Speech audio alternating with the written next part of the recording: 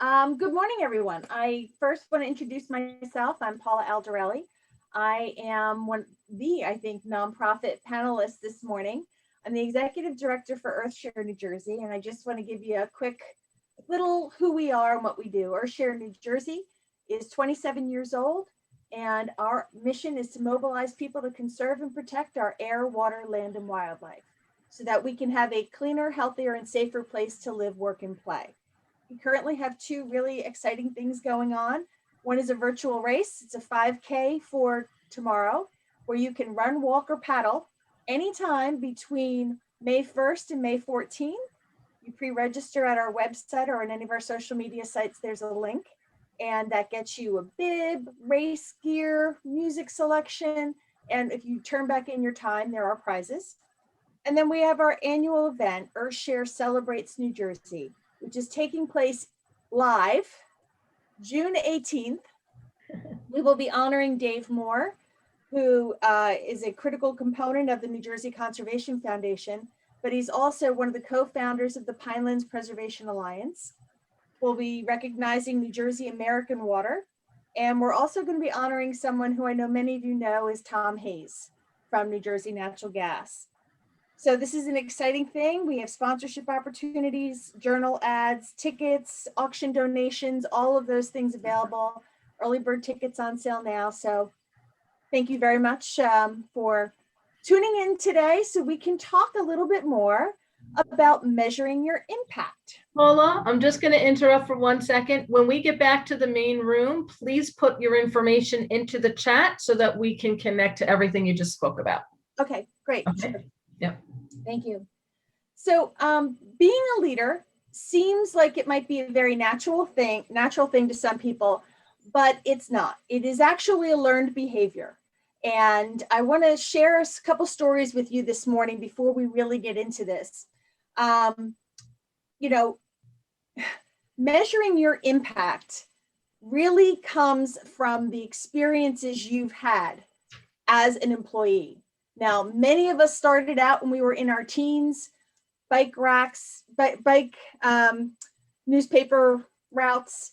You might have been scooping ice cream, babysitting, all of these different things, but they all lead to the type of leader you're going to be.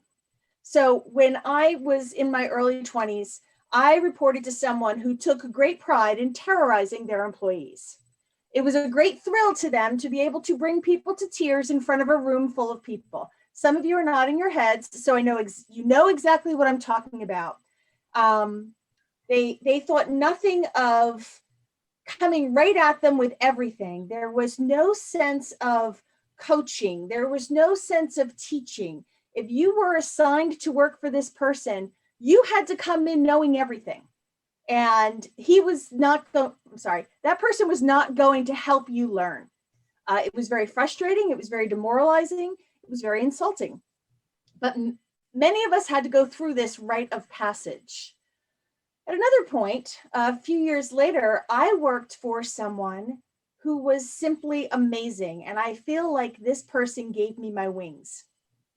I had already been an assistant vice president in the firm that I was in, but this person actually went to the point of creating opportunities for team members to show what they can do, to lead, to flourish, brought them into meetings that were probably 2 or 3 levels above them so they could gain that experience, so they could learn, so they could grow, and so that they could shine. So I've given you 2 examples of leaders. They were both directors in the same company, but I took something different from each of them. And a lesson that I've told people who I work with or who have worked for me is, you're going to take something from every leader you work with. Select wisely. So each of them had a very significant impact for different reasons. And leaders, as I've just shown, are more than just what they accomplish. It all goes back to how you lead. So this affects, there's many different things that affects project success. Personal growth, team members, business opportunities, and compensation all come from the way you impact others. So I want this to be a little more interactive than some of the other panels I've been on this morning. You can usually just press your space bar and that will temporarily unmute you so you can talk. So I'm curious, what are characteristics of bad leaders that some of you have worked with?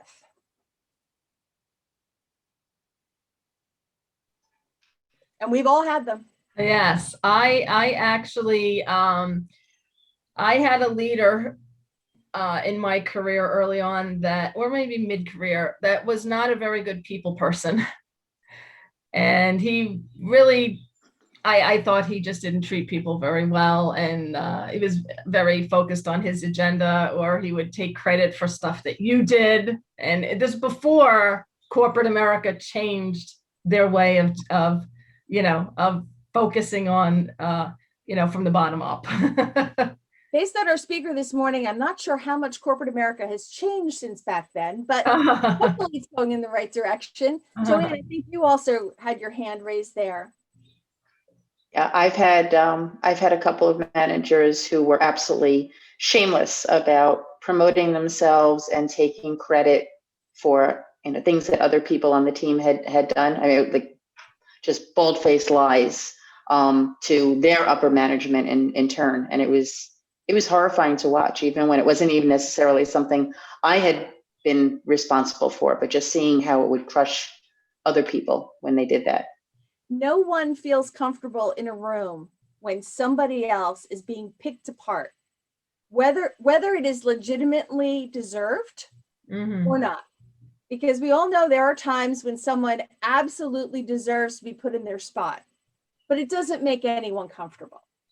And again, there's leadership ways of addressing those things in a constructive way, not destructive. We talk about several times this morning, we've talked about the 5 pillars of leadership, and there's always a lot of discussion as to what those 5 pillars might be. But they do all tie in. Does anyone else have a story they want to share real quick about a bad leader? I worked for them in those days and had leadership that encouraged, recommended, at best, you say unethical behavior, probably illegal. That would then verbally, I'd be on conference calls with branch managers where they were being verbally abused by leadership. It was horrific. In the days when they said you can't get disability for stress, people were getting disability for stress. Yeah, I mean, that's another good example of things. And that was documented because that was well known in the news and everything else, and lawsuits and the whole thing. Gilda, I think you also raised your hand for a moment there. I just had to unmute. I forgot how to do that. I worked for a company in New York City that was owned by a parent in the Midwest. And he did all those horrific things in the middle of meetings that people would walk out crying, and it didn't bother him. And it was your fault that, Brought it on yourself. Want to bring out was when you left the employee of the company and followed the procedure, the 2 weeks notice, whatever, if you had any time coming to you that you were to be paid for, he wouldn't pay you. So when you went to your next position, you had a call by the toll-free number, the home office. There were 6 of us that left within a 6-month period. After these 6 phone calls, they came from the Midwest to the New York office and escorted him out of the building. Sometimes things can work for the better. But these are all examples of things that these bad bosses can be very divisive. They're not communicative in general, and these are all things that you've said. Sometimes they also think they're very exclusive. That's why they don't communicate well. That's why they don't include other people to be a part of things. So let's flip that. We've talked about what not to do. What are some of the components of people that you'd like, as I like to say, would follow into war? What are the characteristics of those people? No one's following anybody into war this morning? An indication that we've all had some pretty terrible bosses in our lives. No, I think, for one, a good leader is going to have their people's back and go to bat for them and if there's a situation that maybe your employee messed up a little bit, they're going to go to bat and make sure that management knows of all the amazing things that you do, and this was just a one-off. Exactly. If there's a situation where there's a customer who's being irate and irrational, your boss is going to be the one to, instead of just apologizing for the employer or the employee, let them know that they're a valued part of their team, and that customer can't talk to you like that. And if they don't like it, they can take their business elsewhere. Very good. Mm-hmm. Joanne? One of the best managers I ever had was a gentleman whose one of his big phrases was, "I don't know what I don't know." And when he came to our department and was new to our what we did, he was always so good about speaking with everybody else on the team and finding out what they did, what their role was, how they did it, and having them educate him. And he was such a humble manager, and he admitted the things that he did not know, did not pretend or put on the facade that he knew everything, and he solicited information and feedback from everyone else. He was incredible to work for. Listening to others, that's one of the top things that most people say a good boss does. Mm-hmm. Anybody else have a success they want to share? Go ahead, Karen. I think a good leader empowers their people to innovate and take risks, to not say, this is the way we've always done it. It's not broken. They live by the rule. If it's not broken, break it. Exactly. So when I sat down to start putting this together, I started thinking about what are the components of people that you'd follow into war. And all of the points that you've shared were right there. But being inclusive, making sure you're not working in a silo. Those of us who have been in the world working for a long time, sometimes we get our head down and we start going and we forget to pull people in. It's a conscious decision to pull someone in and involve them. It's very easy to take something and run with it, but if you're not teaching other people how to do it, you'll never be able to hand something off so that you can continue to grow. That's one way of looking at it. Listening to others. Joanne, you had a great example of that. No one knows all the answers. No one is, people can be a jack of all trades, but then they're a master of none. So you can get by with things if you do not listen to other people and really listen. The good and the bad you have to listen to if you're a good leader, and you grow with it. I think also a good.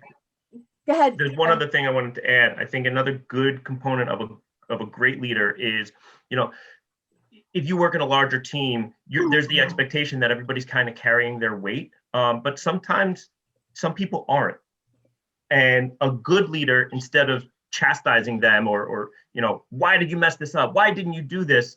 Offline, they'd say, instead of assuming that they're just not caring, focusing on them, like, are you okay? Is there anything I could do to support you? And lead in that way. Your timing on that is perfect, because the next thing I was going to say is worrying about others. Worrying about others on the team. There's a fine line, though, between worrying and lifting someone up when you don't know what someone's going through at home. And you don't know if that can be impacting them. Look at what we've all gone through with COVID. Between family, friends, coworkers, many of us have had mental health issues that they have to deal with just because we've been isolated for so long, and all of the illness. If you don't talk to your people and you're not concerned about the people that work for you or with you, it's kind of cold and you're working in a vacuum. The caveat here with the big asterisks, don't let that be a choke, though. There are some people who will take your compassion and use it against you. They will take advantage of it. So there's a fine line between maintaining that balance of worrying about other people and letting them pull you down with them. So be conscious of that. Empowering, that's a huge thing. Empower your people. Give them the breath to grow. Give them the opportunity to stand on stage. You know, some people are really good at standing in the spotlight. Some people are really more comfortable standing next to the spotlight. And I've worked for bosses who were both. I had one manager who never wanted to get up and make a presentation. It was always the people that worked for them that made those presentations. And it was great because he had a good, strong team because he gave them the opportunity. He empowered them to grow and learn. The last thing, which we didn't really talk about, is giving credit. No one does anything alone. Everybody does things together. I've got a message up here. Yes. Okay. So the best way to measure your impact, and I would say this to any leader, young, old, experienced, is, can you sleep at night? If you can sleep at night, you're probably doing okay. If you wake up, if you have a hard time going to sleep, something's going on. That's not right. Your conscience is talking to you. Are you receiving opportunities? If you're doing something right, opportunities will create themselves for you. And are you accomplishing personal and professional goals? There's a balance. It's hard to keep that balance. We all know that. But if you are accomplishing your personal and professional goals, then you're doing things the right way. So the best advice that I could give is don't change who you are. Don't try to fit a mold. Be authentic and be effective. Very good. Sorry, I went through a lot of this, but No, this is great. we have a lot of good leaders here, so I wanted to make sure your input was heard. Thank you, Paula. This is great. I really liked it. Thank you. Thank you all.